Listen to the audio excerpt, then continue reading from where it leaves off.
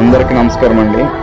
మరి ఈరోజు అమలాపురంలో టీడీపీ సభ్యులు ఎంపీ గంటి హరీష్ మాధురి గారి ఎన్నికల ప్రచారంలో పార్టీ సభ్యులందరికీ భోజనాలు పెట్టుకోవడంతో 200 మందికి భోజనం మిగిలిపోవడంతో వాళ్ళు పడేయకుండా మా జానీ భాషా సేవ ట్రస్ట్కి ఫోన్ చేయడం జరిగింది.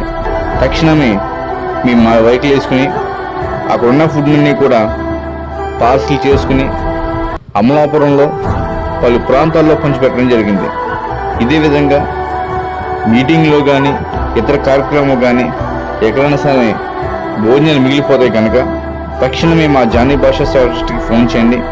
తక్షణమే మేము అక్కడికి వచ్చి అక్కడున్న ఫుడ్ని అమలాపురంలో పలు ప్రాంతాల్లో ప్రజలకి పంచిపెట్టడం జరుగుతుంది. జై హింద్.